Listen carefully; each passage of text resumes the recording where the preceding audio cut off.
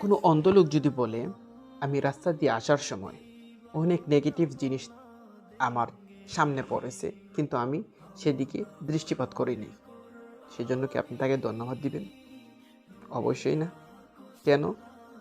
যে ওই ব্যক্তির তো চক্ষুই নেই, চক্ষুতে দৃষ্টি নেই, দেখার মতন ক্ষমতাই নেই, তাহলে সে দেখবে কিভাবে?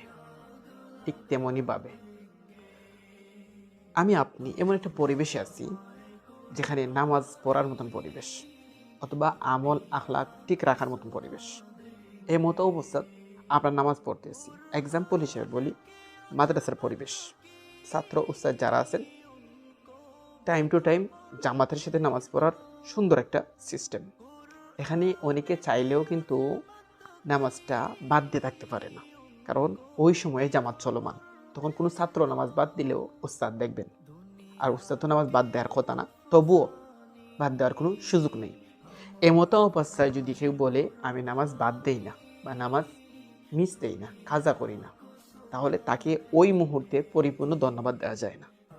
বরং ওই ব্যক্তি যদি এমন সিচুয়েশনে যায় যেখানে যাওয়ার পরে দেখা গেছে, মনে করেন ওই সময় ছুটিতে বাড়িতে গেছে ছাত্র মানুষ, অথবা এমন জায়গায় আপনি গেছেন যেখানে আপনি নামাজ না পড়লেও কেউ কোনো কিছু বলবে না, অথবা নামাজ পড়া না পড়াটা আপনার এখতিয়ার। এই মতো অবস্থায় যদি আপনি নামাজ পড়েন, ওই জায়গাতে যেখানে আপনি নামাজ না পড়লেও কোনো জবাবদিহিতা, বাহ্যিক দুনিয়ার দৃষ্টিতে কোনো জবাবদিহিতার কোনো কারণ নেই বা কেউ কোনো কিছু বলবে না, ঠিক ওই জায়গাতে গিয়ে যদি আপনি নামাজটা পড়েন, মিস দেন না, কাজা করেন না, তখন পরিপূর্ণভাবে ধন্যবাদ পাওয়ার উপযুক্ত। কেন? ওই জায়গা পরিবেশ না, কিন্তু আপনি পরিবেশ বানিয়ে ওই জায়গার মধ্যে নামাজ আদায় করছেন। আর মাদ্রাসার পরিবেশ অথবা ওই আগে যেখানে ছিলেন সেখানের পরিবেশটাই হচ্ছে আমলের, নামাজ পড়ার, ওইখানের মধ্যে নামাজ পড়া আর এই এই জায়গার মধ্যে পরিবেশ বানিয়ে নামাজ পড়াটার মধ্যে ঠিক ওই রকম পার্থক্য। মনে রাখবা, গুনাহের সুযোগ থাকা সত্ত্বে, গুনাহ করার মতন সুযোগ থাকা সত্ত্বে গুনাহ থেকে বিরত থাকার নাম হচ্ছে আল্লাহর ডর।